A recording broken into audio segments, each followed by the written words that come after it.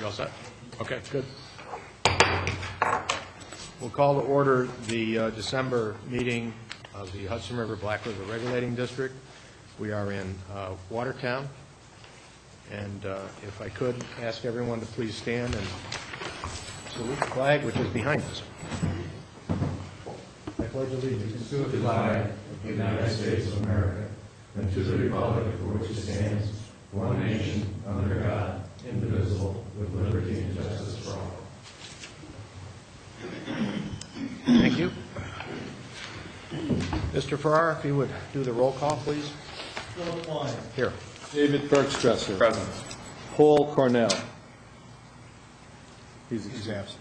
Excused. Michael Astafan. Here. Thomas Stover. Excused. Albert Hayes. Here. Mark Finkel. Here. Michael Clark. Here. Robert Leslie. Present.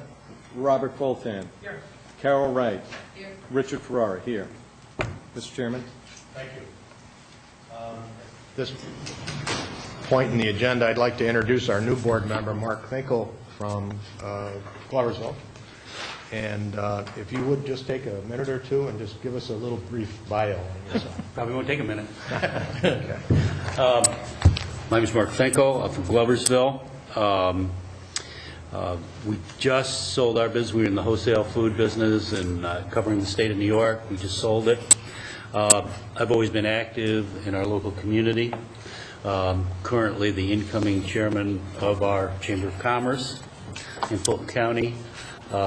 Very active in a mental health facility in Fulton County. And I'm also trying to save a theater in Gloversville. So this is a challenge I'm willing to take, and I'm very happy to be here. Thanks. Good. Well, we always ask busy people to take on more responsibility. Thank you. Is there a motion to adopt or revise the meeting agenda?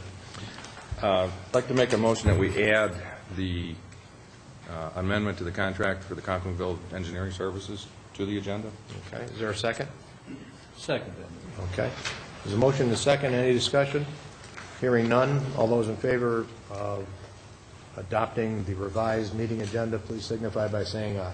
Aye. Opposed? Thank you.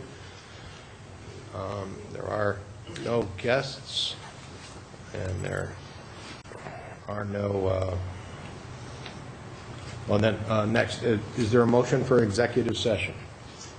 Hearing none, then we'll go ahead with the agenda. The public comment period, no one has signed up, but if anyone would like to speak, now would be a good time. Okay.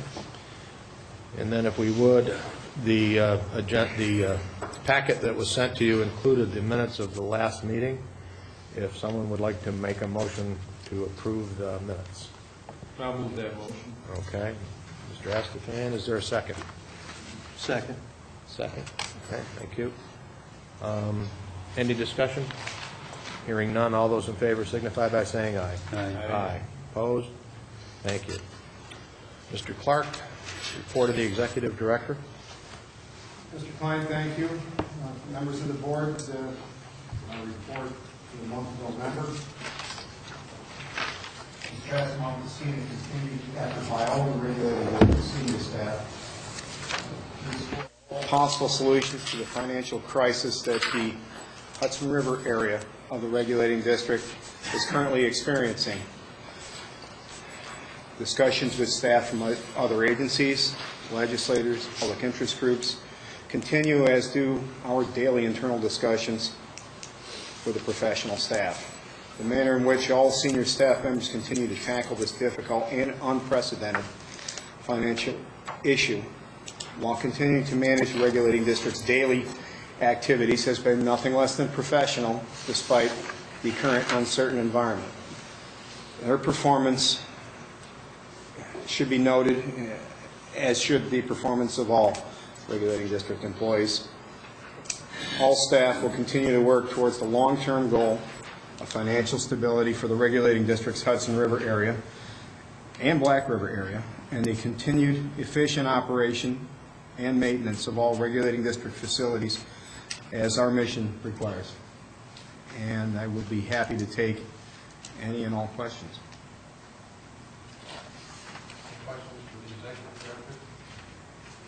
Okay. Going to committee reports, permit system, Mr. Hayes. I don't think we have any old business. Okay. And go into new business. I'd just like to ask Mike, how's the permit renewals coming?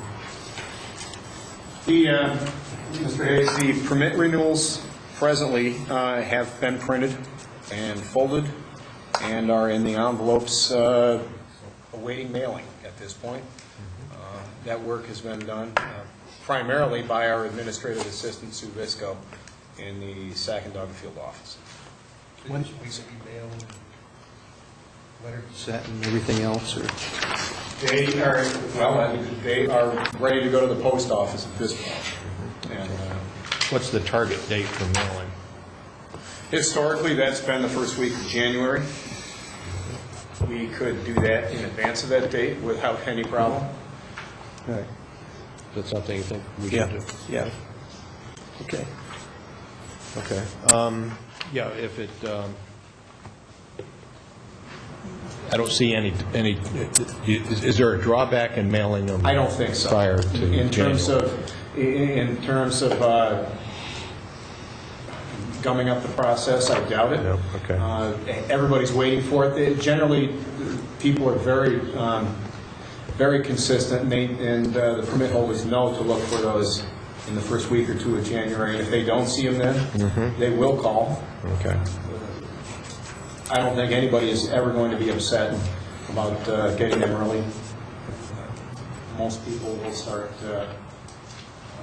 returning their renewal forms with the appropriate payment almost as soon as they get them. Sounds good. I don't think you have any other new business. All right, thank you. Governance, Mr. Esteban. Thank you, Mr. Chairman. If Mr. Hayes has no objection, I'll open our committee up to the full board since Mr. Cornell is not present. Yeah. Okay, thank you. We have no old business that I know of. Under new business, we have a discussion of the 2011 board meeting dates and locations, and I'll turn that over to Mr. Clark. Thank you, sir. On page 51, as we briefly discussed at the last meeting, our suggested dates and locations for the upcoming 2011 board meetings, normally the second Tuesday of the month. The only thing I have to add at this point is that, and this was part of last month's discussion, is that you'll notice some of the locations are different than they have been historically and certainly in previous years. That was done with an eye towards reducing travel costs when possible and utilizing public facilities when possible. And the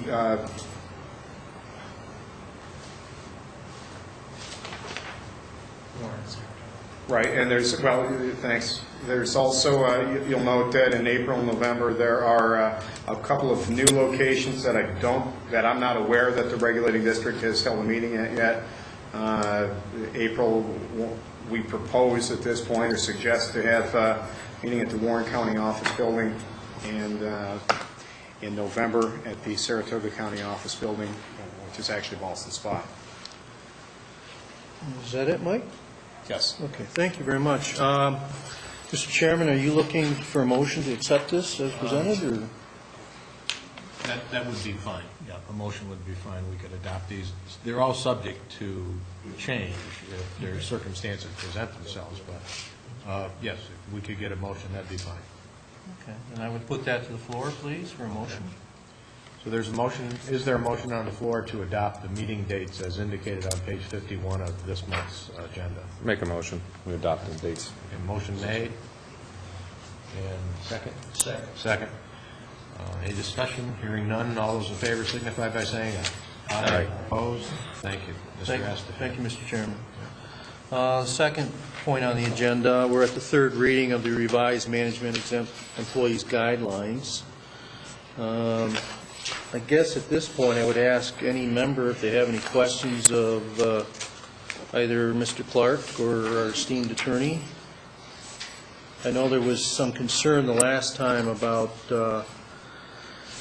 let's see, it was bereavement time. It was suggested that that be taken out. And I guess the logic behind it is that management exempt has 5 personal days that they could use towards that. I just thought I'd bring that to the floor to see if there's anyone on the board that feels that we should put back in any days for bereavement. If I could, I think that the reasoning behind that was that there's ample time available. We're trying to make this as simple as possible and just do the time and not categorize that down into small cells. Okay. There being no discussion at this point on that? All right. Yes. Yeah, just to bring up one thing, I mean, what is the reason behind it? I mean, I know the union contract has 5 days. I mean, does, you don't expect anybody to pass away, within a year, or those days, or anything else. I mean, is there some kind of abuse that's been done on this?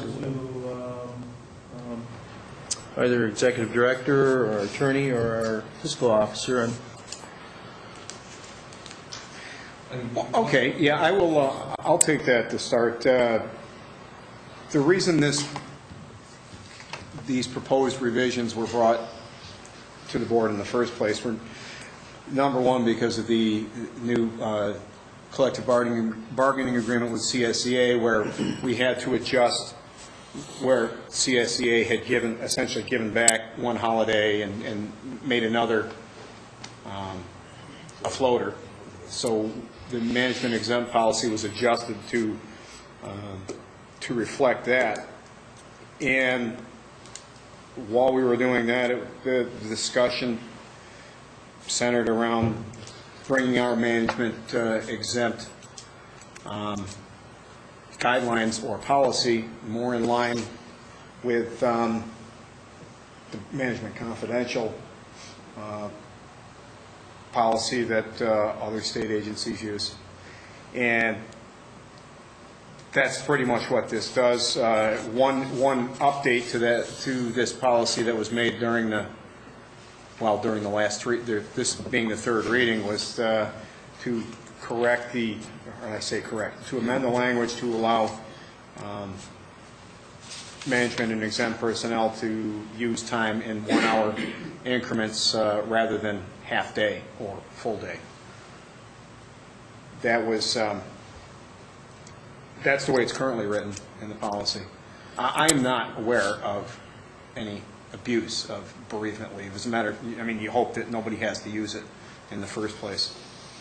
Unfortunately, it is necessary. That people take time for those type of things on occasion. Mike, was there any discussion when management was looking at this where you would say cut bereavement down to 3 days instead of 5 and personal from 5 to 3? I don't think we even addressed, even touched on personal. This doesn't propose to do anything with the personal time that is management and exempt personnel are eligible for. During a previous meeting, I think it was the first reading of this in October, there was a discussion of, and I could be wrong about that, it may have been November, but there was a discussion about not taking away all the bereavement leave, perhaps leaving a day or two in there. And that was one discussion item. Whether or not that's still up for discussion or that's the will of the board, it certainly could be. Any other questions, Mr. Reeves? Well, then I guess I'll turn this over to our chairman for a motion. Okay, so we've had the third reading now of the management exempt employee guidelines, and if there's no further discussion, I'd look for a motion to adopt. So moved. So moved. Is there a second? Mr. Astafan? I'll second that. Okay. So we have a motion and a second, and with regards to adopting the resolution for the management exempt employees.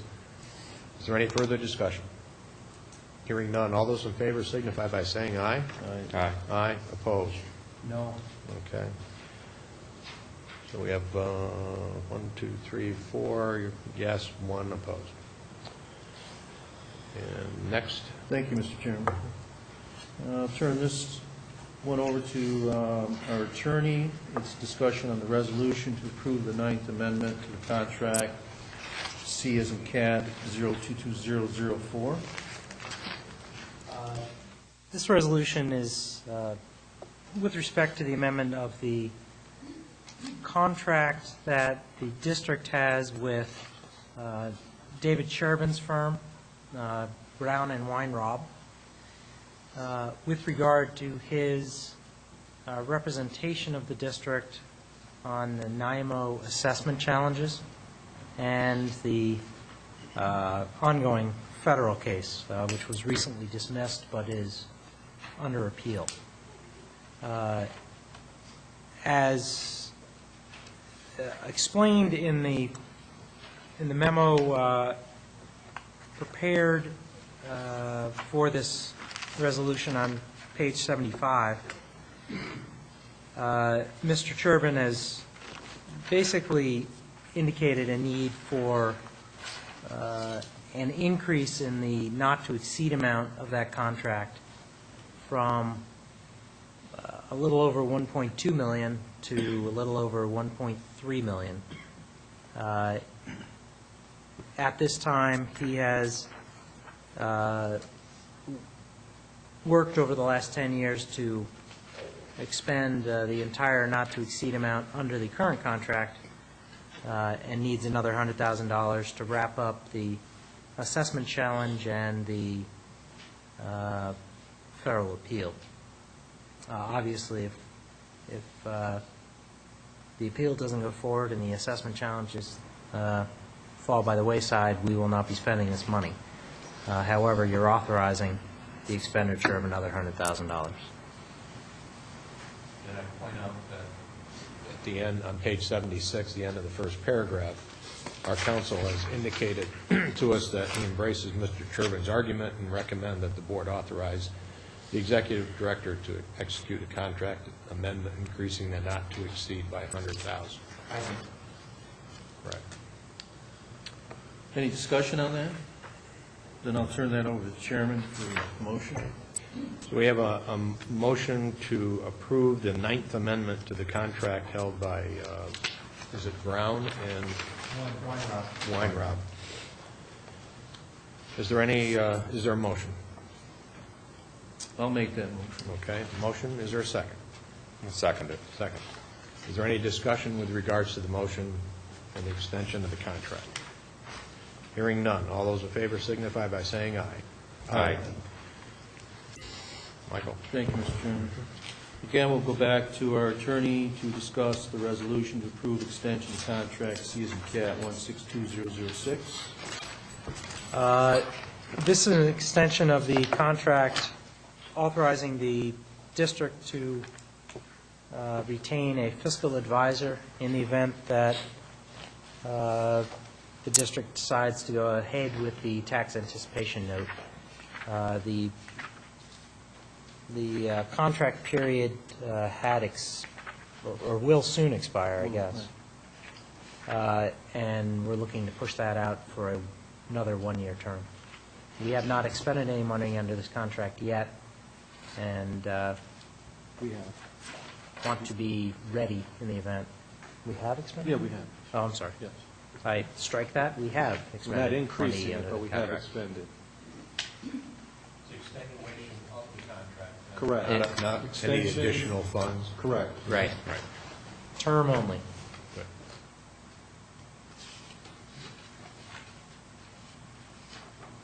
See, I'll make a correction. I had said C162006, we're discussing C102009. That is correct. Okay, I'll make that correction. Mr. Chairman, I would hand that over to you for motion on the Okay. floor. So we're looking for a motion to extend the contract for the fiscal advisors marketing in anticipation if we ever do a tax. Anticipation. Anticipation, no, thank you. Dan. 1 year extension. 1 year extension. Is there a motion? Make a motion to extend that contract. Okay, motion made. Is there a second? Second. Second, okay. Any questions, concerns? Hearing none, all those in favor signify by saying aye. Aye. Mr. Askew. Thank you, Mr. Chairman.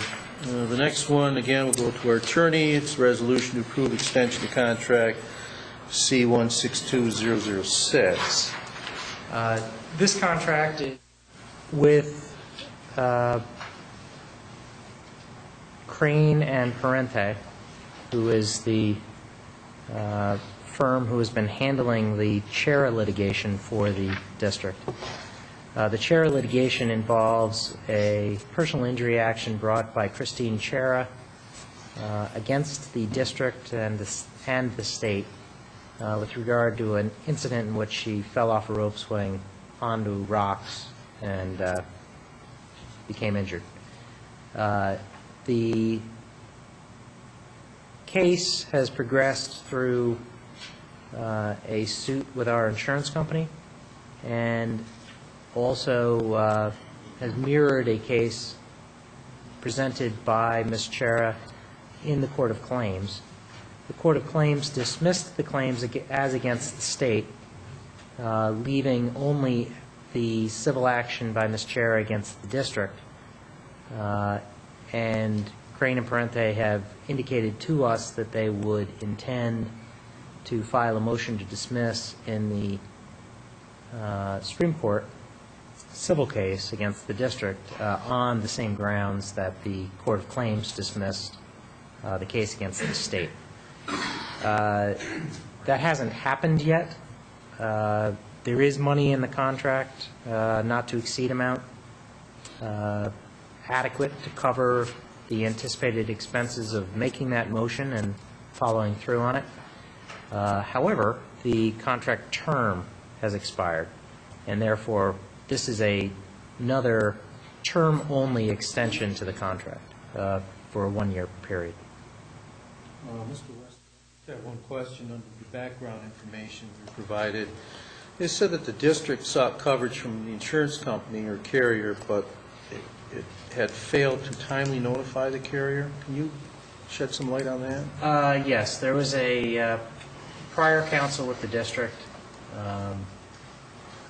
may have received a copy of the contract, or a copy of the petition, the suit, and may not have advanced that matter to our insurance carrier. And as a result, the insurance carrier denied coverage. We contested that, brought suit against the carrier, and incidentally also filed a complaint against the attorney, against our own attorney. Was any action taken against the attorney? No, I believe they determined not to find against her.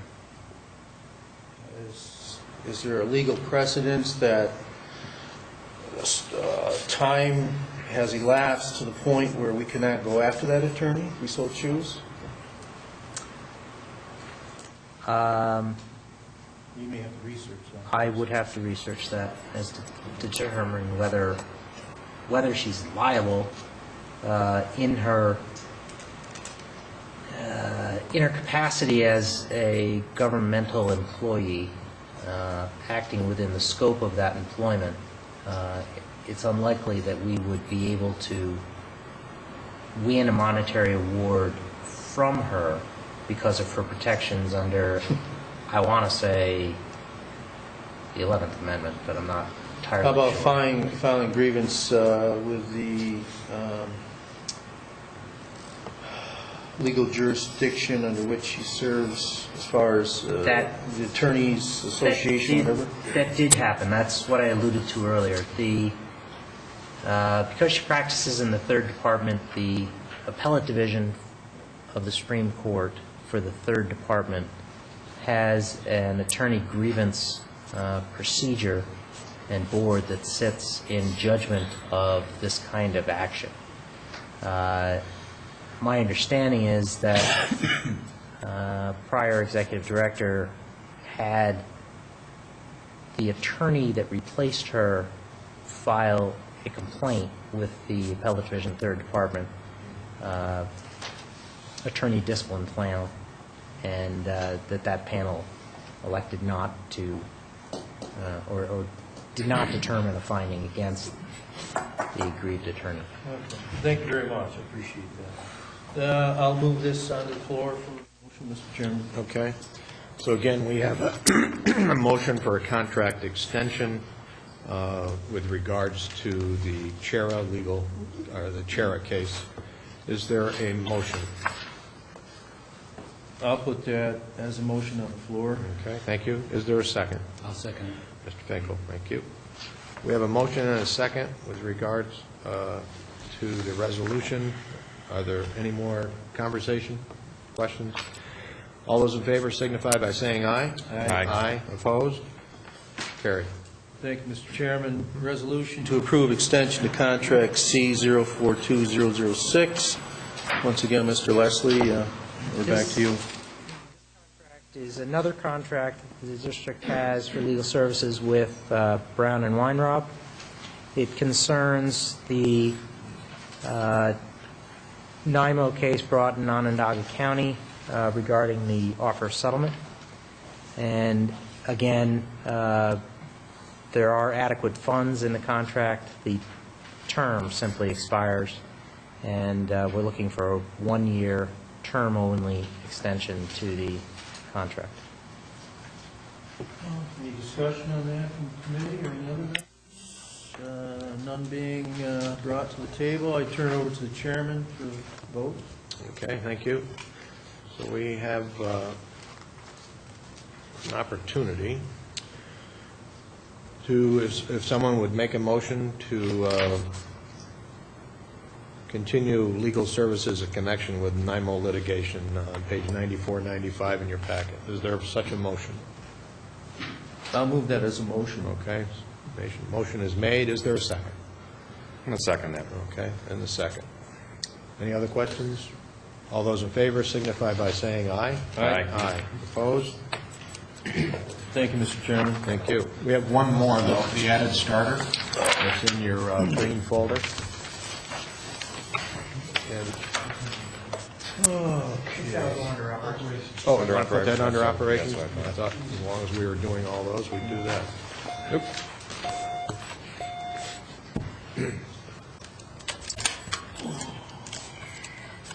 Okay. You want to do finance? We all set, Jack? Council report. Council report, sorry. Okay, Mr. Leslie, I guess we're back to you for council report. Okay. My council report is on page 96.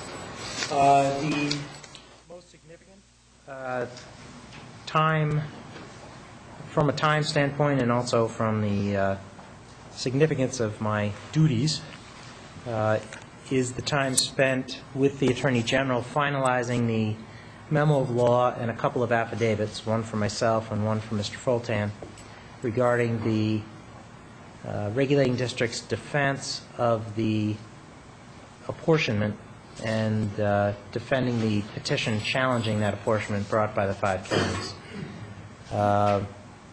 We have completed those documents. They have been filed. I believe each of you have received copies of them. Mr. Finkel, if you have not received a copy, I'll be sure to get you a copy of those.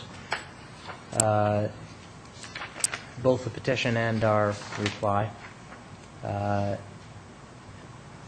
Beyond that, I obviously participated with many discussions with the executive director about our financial situation and participated in a few other meetings. And I'm prepared to answer any questions you may have. Any questions at this time?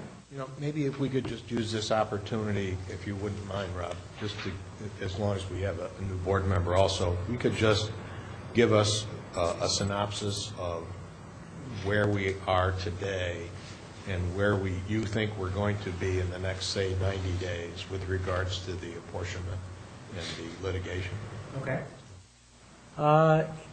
In January of 2010, the board passed an apportionment, passing certain costs on to a number of entities. By March of that year, March of this year, 2010, we handled an apportionment grievance hearing at which each of those 5 counties that we had named in the January apportionment were afforded the opportunity to come in and basically challenge our numbers. Based on some data that we saw throughout that re-review, so to speak, the board adopted a revised apportionment on March 30th of 2010, again naming the 5 counties as those who would be subject to paying the $4.5 million costs of the district for the Hudson River area. Those counties then filed suit. We sought and for the first time received representation from the Attorney General for the state of New York.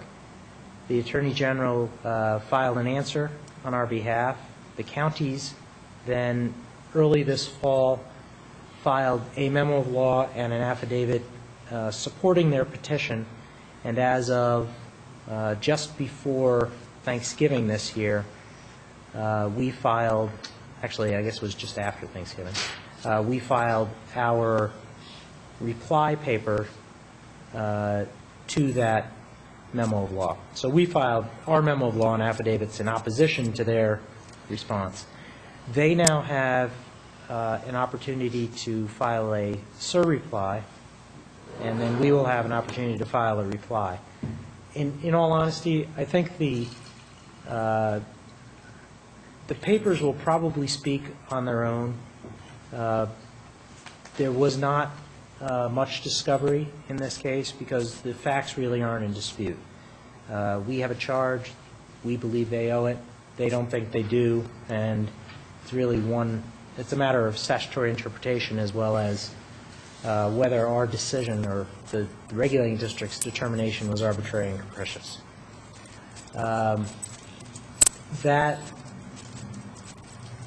Those replies and surreply will be done by mid-January. On January 18th, staff will attend with Mr. Turbin. Actually, I'm sorry. Staff will attend with Mr. Harris-Daig, the Assistant Attorney General representing the district, an oral argument before Judge Ferradino in Saratoga Supreme Court in Boston Spa, at which the judge has set aside a couple of hours for him to gain a better understanding of the case. As I expect, we have a very strong case, and the judge will rule in our favor sometime in the ensuing weeks or months. And were he to do that, the counties would then have an opportunity to file a notice of appeal, and then within 9 months perfect that appeal to the appellate division.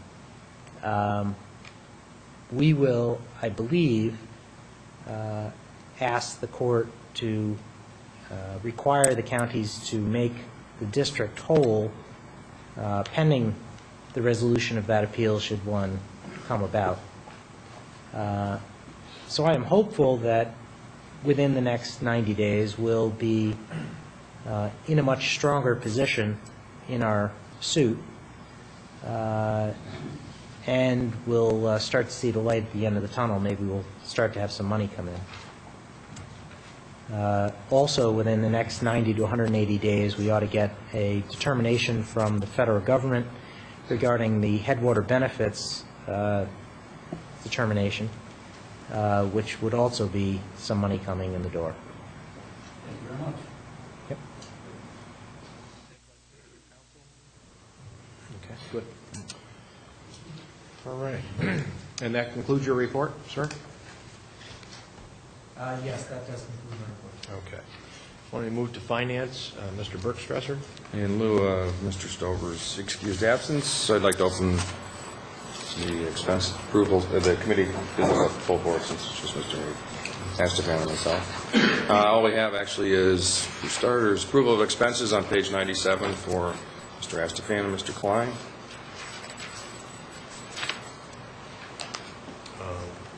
You doing a separate motion? All right. That way I can vote. Okay. So first, expense for Mr. Astafan for travel and looks like a participation in the GSLA dinner also. Okay, I would move.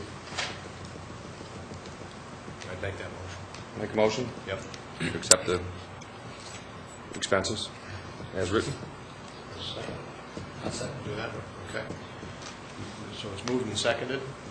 All those in favor signify by saying aye. Aye. Abstain. Abstain. Okay. Second, I'd like to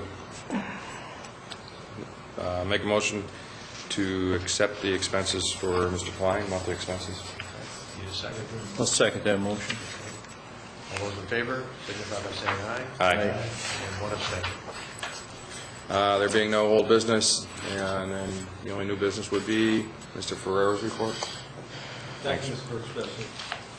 My report is on page 98, begins on 98, goes through 105.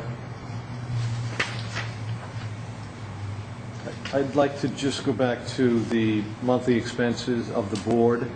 Just want to give the board an update as to through fiscal November 30th of this year, so beginning July 1 through 11/30/2010. Total general board travel and meetings expense is $5,970. The reason I'm bringing this up is that many of the reports that the board approves are only those specific expenses, generally travel, the mileage, maybe some other miscellaneous type of expenses.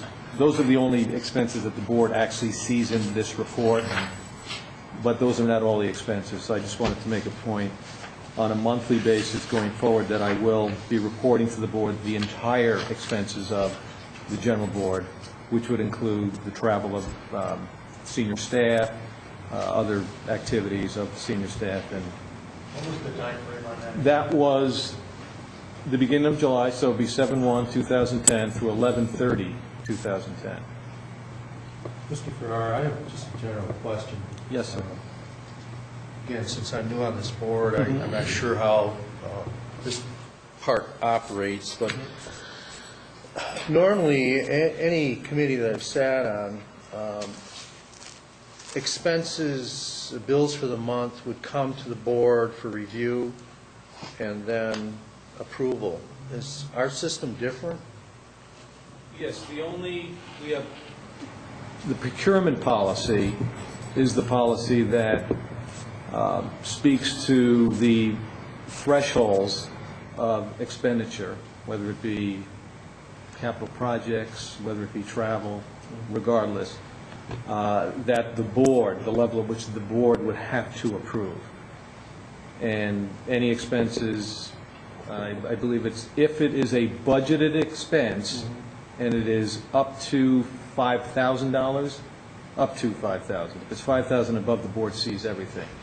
Up to $5,000, and it is budgeted, the executive director would have to approve, I would have to approve, and there would have to be a formal expenditure request process to document exactly what the particular expense that is under review is covering, and many of them happen to be capital projects, which we currently have on the back burner. But in terms of travel, there is no specific requirement other than, the budget has a budget amount. Are there any checks and balances, though? I mean, In terms of, well, this is no reflection on you, trust me. No. But I'm assuming you're going by the budget, as far as total limits to be spent. Are there any checks and balances that checks the person like yourself in that position, that it's being done the way it should be done correctly, staying within the limits? Does that put you in a... The procurement policy sets the procedure, number one. Right. So it sets the procedure and then establishes the approval, review, and approval thresholds. Back to the chief engineer, if he is to initiate a project, then an expenditure request is required, and then there would, and even prior to that, there would be a decision as to exactly how the procurement would be handled. Does it require bidding? And then all of the thresholds in terms of all the way up through the board approving. There is the budget, the 3-year budget that starts the ball rolling, which the entire board takes part in, led by generally the finance committee, and the board approves. So that's the highest level of the board's oversight and review and approval of the budget. Then as it trickles down, depending on the specific thresholds of expenditure, the board is involved or not involved in everything that is, again, at that threshold, generally of a capital project or above $5,000, is brought before the board for approval. And anything below that, the board has provided at least quarterly detailed reports of the budget by line item. For example, travel and meetings. So there are reports that the board receives where they get to that level of detail. Quarterly? Quarterly. Yeah. So it would be... 'Cause I haven't seen one yet. Say again? I have not seen one yet. You will see one December. And it's always in arrears, so there's a lag because of the way that we close the books. For example, we're meeting in December, the quarter ends in December, but you will not see that report until January.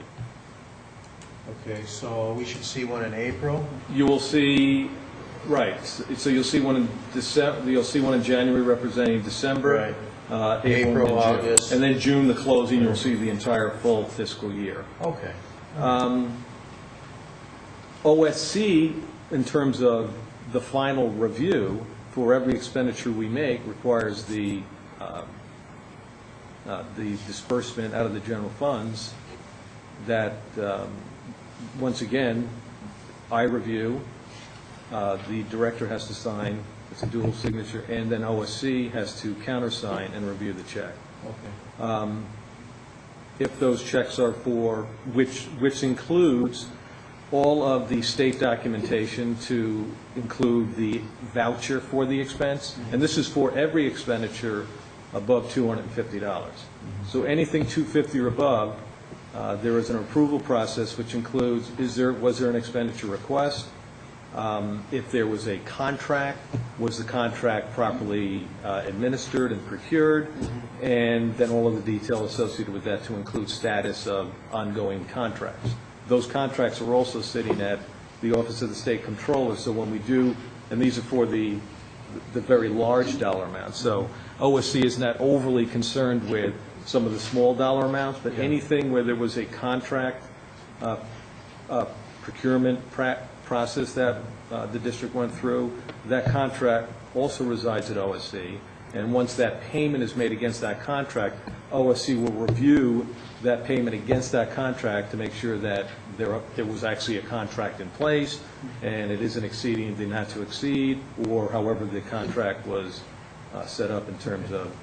Thank you very much, I appreciate that. No, thank you. Not least, then there's the audit that gets performed. Then there is, yes, and then there's an audit, and OSC has audited us several times, and generally those audits are focused transactionally. It may be against contracts, it may be, it could be a travel and meetings expense audit, it could be a payroll audit, it could be an audit of all three, depending on, what they're reviewing at that Thank you particular very much, time. appreciate it. So on a monthly basis, I'd like to provide the board with that information in terms of the travel and meeting expenses, because again, those that are approved are those that are directly submitted to by a board member, and not the expenses that might be submitted by one of the senior staff or others that are charging against the general board. On page 98, I just wanted to highlight a couple things. On the receipt side, specifically the Black River, I am happy to report that as of November 30th, we have received 95% of the billed assessments, and the billed assessments for the Black was $857,784, and we have received over $811,000 of that. There is some bad news. It does appear once again, and Carol, correct me if I'm wrong, it doesn't appear as if NIMO is going to honor their assessment in the Black once again, as they did not last year, and that amount is around $32,000. Because they're not honoring it, is there any way we can interrupt their flow of water somehow? Or stop them from producing?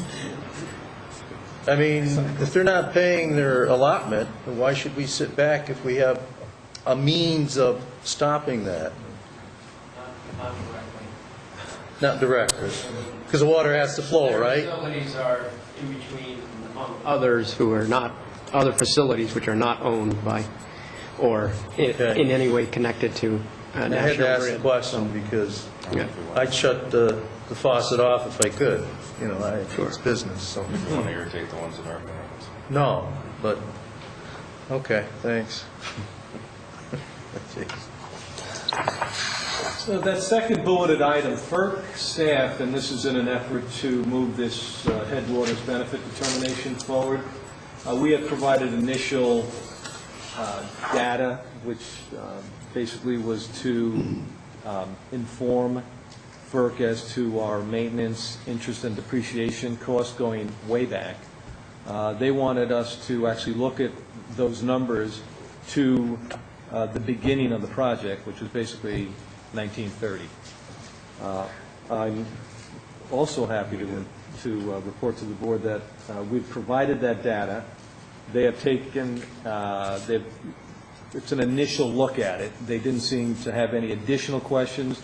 My sense was, as I was speaking with a person from out of that office, I believe, out of New York, that they could have additional questions and may need further explanation as to the basis for the numbers I've provided. Just as a heads up, because of the way the district kept its books going back to 1930, there was maybe 2 or 3 different approaches to the bookkeeping, all in accordance with generally accepted accounting principle, but making it very difficult to provide FERC with an apples and apples maintenance and depreciation costing through that whole period of time. I don't think they're going to have issues because at the end of the day, the dollars back at that time were, I don't think, even going to make a difference. It's the more current cost that really should be the basis for establishing, what that number would be. So that's out there.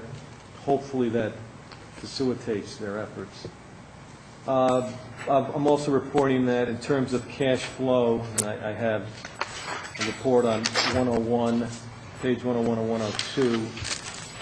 The board should have received the revised page 102. 101 gets us through the end of this current fiscal year, which is June 2011, and page 102R takes us through the last fiscal year of this 3-year current cycle we're on, which is June 2012. I'm reporting that this month we will probably see, until we get further into latter fall of next year, December will probably see the lowest point at which our general fund will be at, and that is due to the current pension bill that we've just paid. And that pension bill, I believe, was right around $200,000. There was a significant increase, largely due to the performance or lack thereof of the pension fund. And the Hudson River's piece of that is $125,000. So we're going to get down to about $350,000 in the bank as of December, and then, once the permit fees come back in for this next permit season, we'll see the fees gradually climb through April and May, and then we will start seeing the cash flow start to drop again. And then on page 102, you will see right around September 2011, which I've indicated as being probably the last cash flow month where we are positive. Now that number assumes that we have not received a final headwaters benefit determination number, and we have not received anything from FERC at that time. If we receive something from FERC, then, and depending on what that number might be, and right now, getting closer to the numbers, I think it's going to be, if someone to put a gun to my head. They aren't. You don't need to speculate. But I mean, if I were to speculate, some of these red designations from October on would not be there. Whether it's the first 2, 3, or 4 months, I cannot say. Thank you.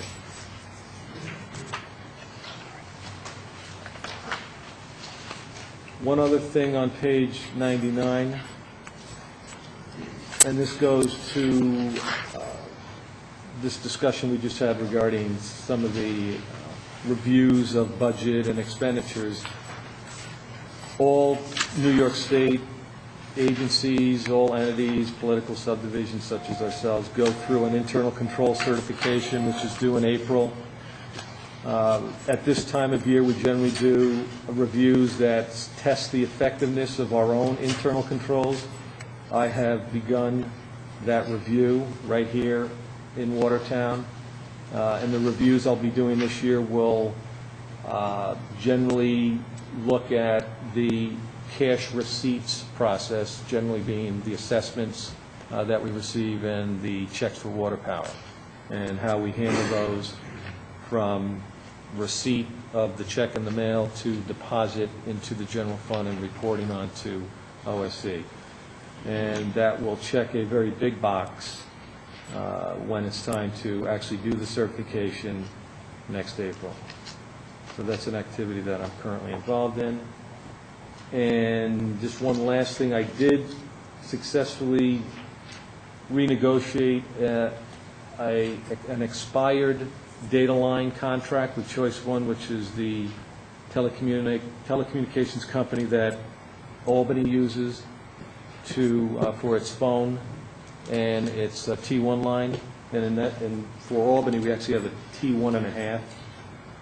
That contract called for that T1 before it expired at a cost of $500 a month. We have that fee down to $250 a month. We also took the phone lines down about 25%, so I believe we're going to get nothing less than a $300 a month savings there. And on the heels of that, I'm doing a preliminary look at the T1 line at Conklinville, which enables the camera feed there to be brought back to Albany for review by the folks in Albany, generally the engineering staff. That T1 line costs us $911 a month. That contract has expired. I'm reaching out to the person we negotiated the contract with. She was out last week. I'll be talking with her this week, and unless we get a substantial decrease in that contract, I'm going to recommend to the board that we cut that service entirely, until which point in time the Hudson River area gets fully funded. And certainly Rob Fulton will provide the board with a justification as to why we believe that the feed for an interim period of time is really not necessary, given the fact of just the current fact that we do not look at the feed after hours or on weekends, and the fact that we are staffed at the dam during the hours and the only hours that we actually look at the feed.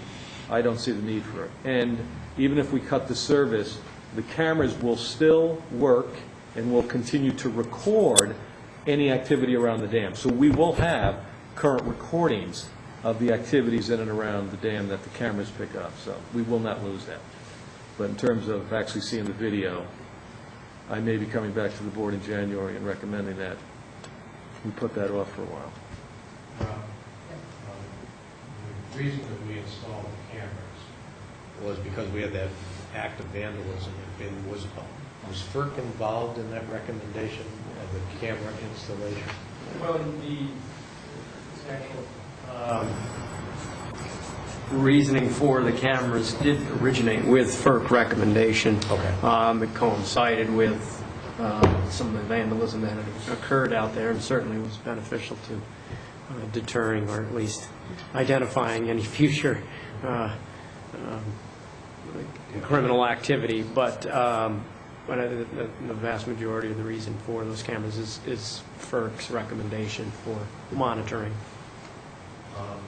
And because of the proximity of location and the ability for somebody to respond, I mean, if there's more than one sheriff's car in that area of the county, and then being able to notify that deputy, have the deputy be there in close proximity, I mean, everything would have to line itself pretty well in order to have it play out so that we might catch somebody.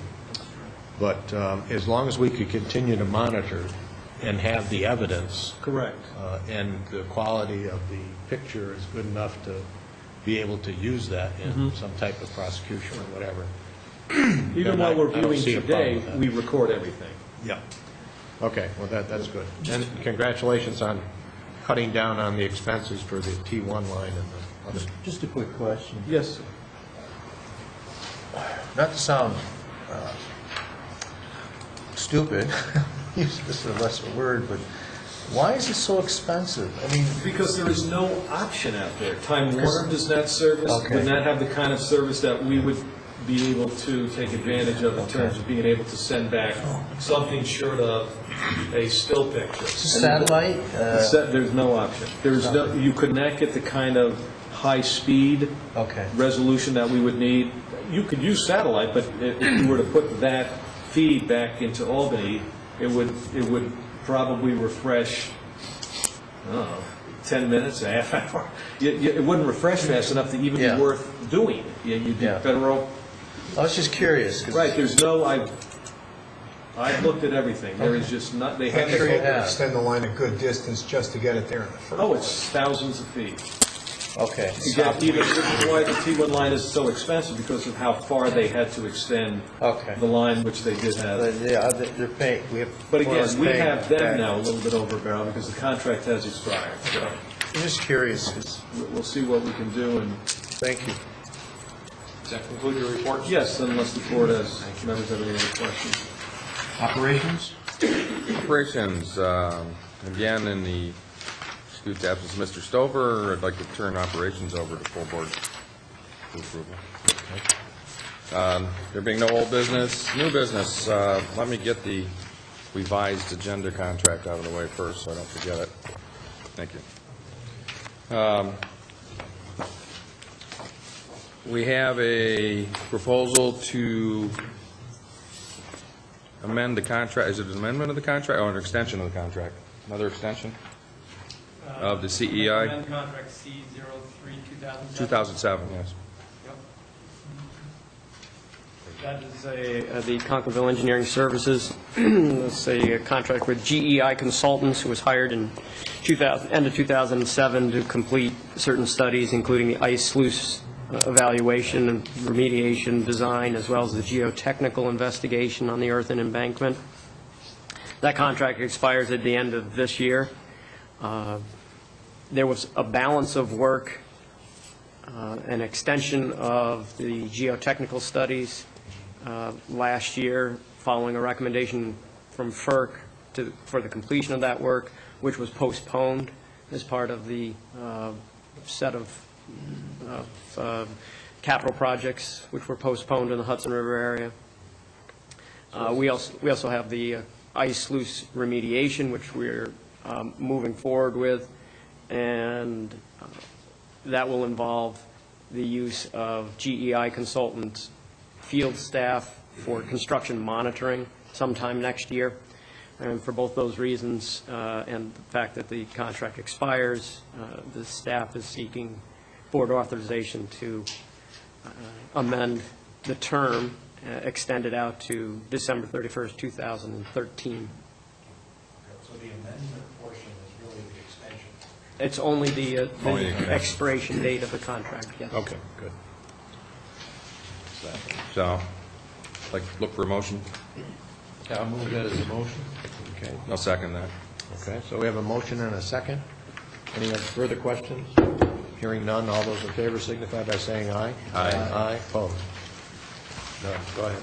All right, next board business, committee business, the resolution to amend contract C-05-2009 with GEI. Mr. Volkan, could you? Thank you. Explain that In one. July 2009, the district executed an agreement, again with GEI Consultants, for the completion of independent consultant safety inspection. That's, again, a Federal Energy Regulatory Commission-driven safety inspection that's completed every 5 years for Conklinville Dam and the Great Sacandaga Lake FERC licensed facility. That work was completed in the end of 2009. The report was submitted, and October of this year, FERC responded to the independent consultant and to the report and the district requesting some additional information and a follow-up, so to speak, on the report. We have asked GEI to develop a scope and fee. They're still working on that scope and fee to respond to FERC's additional information request. However, the expiration date of that contract is December 31st, 2010 also, and naturally would need to continue the services into next year under that contract to respond to FERC's request. So staff again seeks authorization for the board to extend the term of the contract C-05-2009 to December 31st, 2012. And also noted there, we will need to come There will be- back for another amendment once we do have the fee and scope proposal. Okay. It was just a matter of GEI not getting it to us in time to be able to put both those amendment changes in this particular request, and obviously we want to be able to keep that contract in place so that we can move forward next year. So right now, we're just looking for a contract. Just the term. Term expense. Okay. So, I'll put that in form of a motion. I'll second that. Okay, so we have a motion and a second to extend the contract for GEI on the, was it 2009 contract? All those in favor signify by saying aye. Aye. Opposed? Thank you. Next, the proposal for the Hawkinsville Dam remediation. Yes, that memo is on page 108. In October of this year, the board conditionally awarded the Hawkinsville Dam remediation and removal alternative assessment to Malone McBroom. This is the next step in a series of steps that the district and board have been moving through with regard to Hawkinsville in terms of remediation or removal of that dam structure and facility. This next phase of work is needed to bring the Hawkinsville Dam into compliance with DEC safety regulations. We requested and received a scope and fee, which is attached to the memorandum.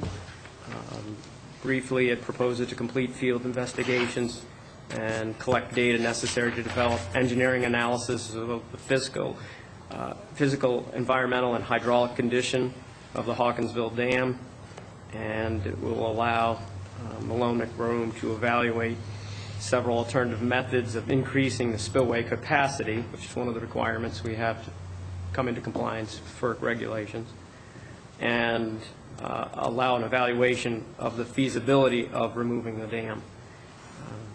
They'll also provide us cost and a probable cost and regulatory requirement associated with each alternative so that the board can make an evaluation sometime next year as to how it wants to move on that facility. And so the staff recommends acceptance of Malone McBroom's scope of services and seeks authorization to form a contract for the completion of the work and authorization for the executive director to execute an agreement in the amount of $27,690. Thank you. Question? Go ahead. Rob, could you, as a layperson, could you go over, speaking to a layperson, if you would, on page 110, 3.2, I can read English, but I don't really understand a lot of those tasks. Right. You'll recall some of the previous steps that we moved through on Hawkinsville included an evaluation of the spillway capacity. We completed a couple of studies. Gomez and Sullivan completed one of them, and also worked with the Department of Environmental Conservation, Dam Safety, Bureau of Flood Protection, to determine the design flow for the facility. That is the amount of water that the facility should be capable of passing safely. Okay. And we found that, we identified the flow and then are aware of and had known that it was, the facility itself was under-designed with regard to that flow which it should be able to pass safely. So if the board were to decide to leave the structure intact and then still be in compliance with dam safety regulations, we would need to increase the capacity, the hydraulic capacity of the facility itself, either the spillway or part of the non-overflow structure, the dam structure itself. And so in order to do that, in order to pass that additional flow, there are several approaches you could take. Lowering the crest of a spillway, for example, would allow you.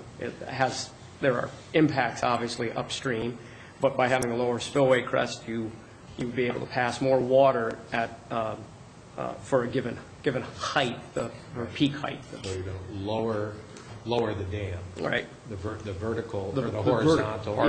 Yes, would be lowered. Okay. And then there are variations of that, but what they're proposing. Why would, wait a minute, lowering the spillway concrete crest to increase head? This seems like it would do just the opposite. You'd have to, wouldn't it, if you made it higher, wouldn't it increase that?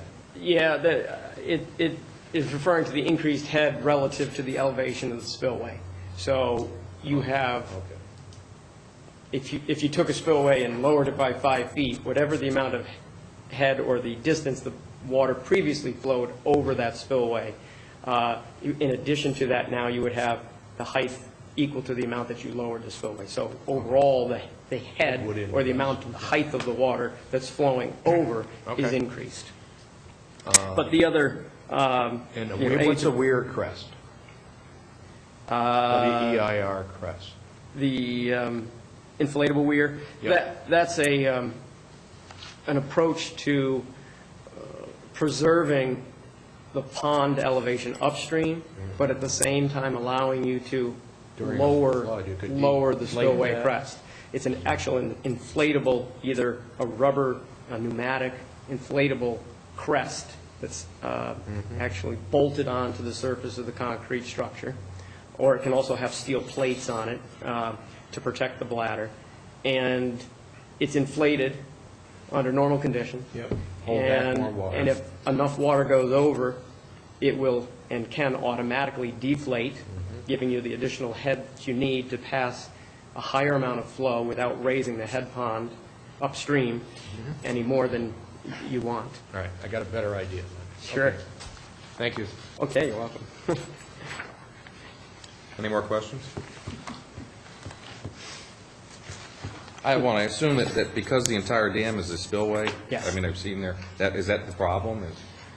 Well, is that part of the problem? I'm guessing it's all spillway because the original engineer that installed that some 100 and whatever 10, 20 years ago realized that their Black River at that point had some significant flow and knew they had to pass a lot of water, but still wanted to accomplish having the head pond and mill. So it's very aesthetic. Yeah, it is. Very pretty dam. Yeah, and those are all the issues that will be factored into this. report in terms of removal as an option. Okay. All right.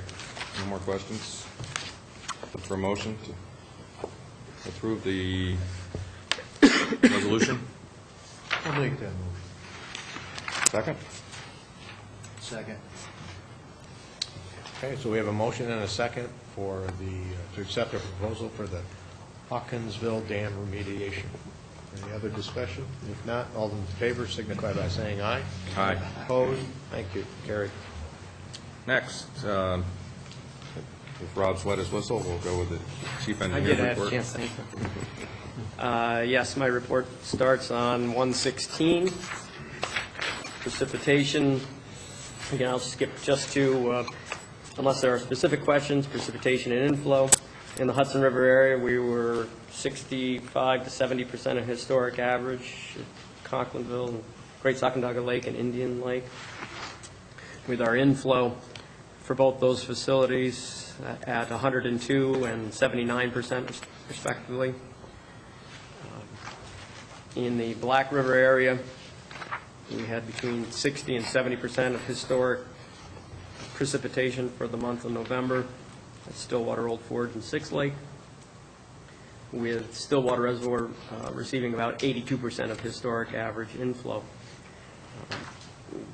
The lower inflow, or in the case of the Hudson River area, closer to historic average inflow rather than some of the significant inflows we had, allowed us to bring some of the reservoirs down a little bit. That being said, though, we did have some additional rain, and we currently stand at Great Sacandaga Lake about 8 feet above the target elevation, at Indian Lake about 1 foot, at Stillwater about 3 feet, at Six Lake 1 foot, and at Old Forge 3/10 of a foot. But with this colder weather now, and we are back to a maximum release provided under the offer of settlement at Great Sacandaga Lake, which is 4,000 CFS. We're making some good headway, but it will probably be the end of January before we're back to the target elevation at Great Sacandaga Lake. That's barring any January thaw after having received any significant snow or significant rainfall event. When does the reservoir normally freeze over? Yeah, normal date? completely, I would say January. And there are sections certainly now, isolated bays, areas up toward the dam that are already freezing over. Okay. As long as we can continue our maximum release before the whole thing freezes over. Well, even historically, What I was worried about was Yes. that pocket. yeah, I was going to say, even historically, we have always drawn down anywhere from 7 to 9 feet after the ice was formed. Again, because historically we draw down to 745. This year's first year we'll be drawing down to 749. It's the first phase, if you will, of the offer of settlement has come to an end, and we are now in that mid-phase, which is a drawdown elevation of 749. So we're not drawing down a full 4 feet. Can I ask what the logic is behind that? Is there any logic behind that? It all stemmed from environmental DEC requirements and expectations and hopes at the time the offer settlement was put together, and it was negotiated and settled that it would be that much higher in terms of drawdown, that much higher than historic operation, to keep more of the reservoir shoreline underwater or wet. Oh, okay. Thanks. But Conversely, what kind of problems could that? having that Extra 4 feet. less feet of drawdown, Yeah. well, it's about 4 billion cubic feet of water. So the 1 foot difference just from last year to this year in terms of a drawdown means that all things being equal, you would, if you needed to store that same billion cubic feet of water, it will have to go on at a point at which you maybe typically were full or historically had filled, say 768. That the volume of water that comes in still has to be stored or released. So the net result will lead to probably higher elevations, all things being equal. Will the ice be in that 4 feet higher? Present any Well, sure. unique problems? Or? Again, probably not unique, because we did draw down a good 7 or 8 feet annually, historically, Right. once that ice was formed, from the end of December through the middle of March. So even though we're 8 feet higher than target, we're going to be settling out at 4 feet higher than we are historically come March. So, the net change, once that ice is formed, is pretty close to what we experienced historically. Oh, okay. Thanks. That concludes my report, and I'll take any questions if there are. I was surprised to see that the precipitation amounts were less than historic in November, less than the average. I thought we were kind of wet. No. Thanks. Mr. Clark, would you like to change hats? Yes, sir. My report begins on, administrative report begins on page 167. And as Mr. Hayes had asked at the beginning of the meeting, administrative staff, specifically Sue Visco, primarily our administrative assistant, has prepared for mailing 4,748 access permit renewal forms for mailing, and we expect them to go shortly. Field staff conducted hopefully the last of the year's field surveys and stakeouts. Property line boundary work is ongoing and may continue periodically through the winter. Also, winter equipment has been prepared for use. As you can read that to be snowplow, and we're anticipating that sort of thing at some point soon, as well as I will also jump the gun and say that we're expecting to have to do snow surveys at some point fairly soon.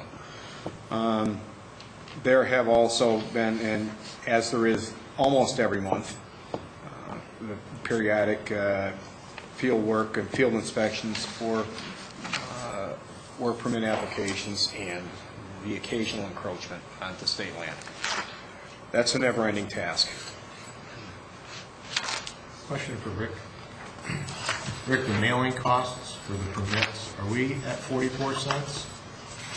Or is it postage? Yeah. No, you're asking wrong. Still, actually, I did see. I'm just wondering if the weight of the permit Right. correspondence is equal to 44 cents, or do we actually pay more? I can answer that. Actually, what we do with the, because it's actually a double mailing. There is the initial renewal form that goes with a general instruction letter to every permit holder. That goes out shortly. Permit holder tears it off, writes a check, mails back one part. In an envelope? Or actually, I'm sorry, mails back two parts. And do we provide in an envelope that we provide, they have to put the stamp on it, and then we take a portion of that, tear it off again, and give them their receipted copy, and that goes back a second time. So there's two mailings involved. So there's 8,000 pieces of mail. Probably 9,500 when you get right down to it. And and then my second portion of that question would be, does it make any kind of an impact on the budget whether we mailed it in December or if we wait until January? No. Okay, good. Just wanted to ask the question. Every one of that, well, the envelopes are It would prepaid seem postage like, right now. yeah, it would seem like it would weigh more than the ounce I think you get for 44 cents. If we can mail it for 44 cents, we're using pretty thin paper. So. Well, it's a three-part form in a letter. We're real close. It's not that. I think it's a standard letter as it goes.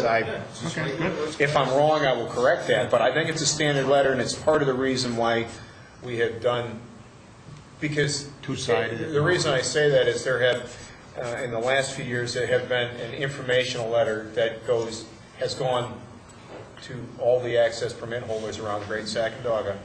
I kind of made a practice of doing where any of the highlights or items of note that people might want to hear about or wonder about, that's gone, and I've made a point of sending that in the second mailing so we didn't put the first one over postage and wind up having to add postage and cost us quite a bit more money. So. Okay, good, thank you.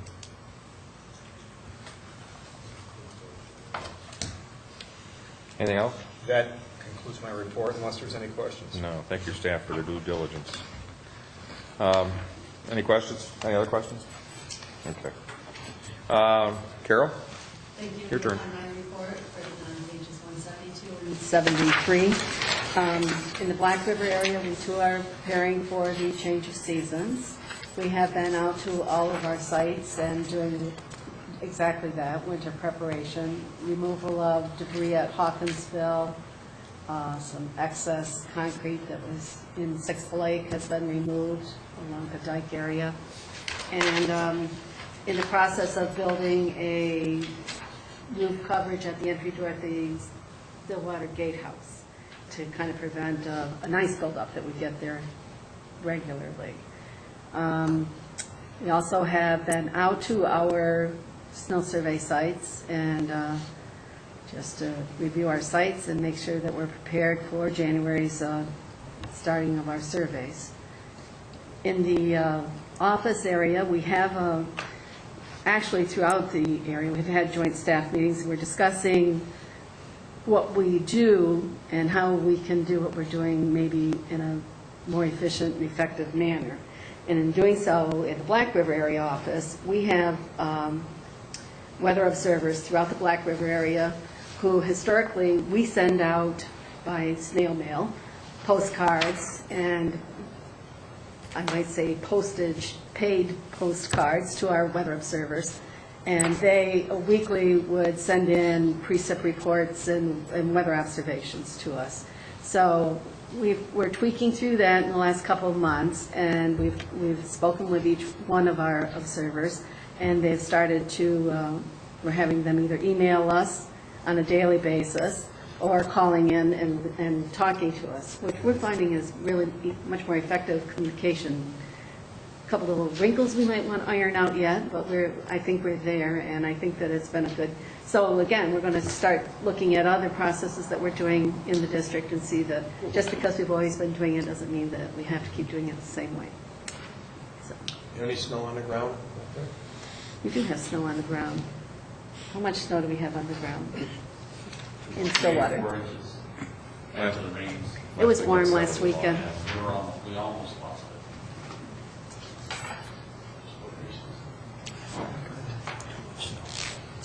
Any questions? That concludes the operation. Okay. All right, good. Under board business, there's no old business. In new business, I'd like to make some appointments with regards to Mr. Finkel and have him fill in on committee openings. And these openings would be, he would be a member of the Permit System Committee. He would be a member of the Procurement Committee, Public Relations Committee, and the Employment and Compensation Committee. Is there a chair for any one of those? All the chairs are set, I believe, for those Okay. committees. For the time being. Very good. So that's Permit, Procurement, Public Relations, and Employment and Compensation. That'll keep you busy. Okay. And then the resolution for the next, are there any other questions or comments from the board? Hearing none, then the next piece of business is a resolution for the next board meeting, and that would be on 174, and I believe we're looking to go to Mayfield. downtown Mayfield. Municipal complex. And that would be on January 11th at the Mayfield Town offices at 10 o'clock. Is there a motion? I'll move that. All right, a motion and a second? Second. All those in favor signify by saying aye. Aye. Aye. Opposed? Thank you. And we did not require an executive session. Therefore, unless there's any other business to come before the committee, I would say that we are adjourned. Okay? Thank you.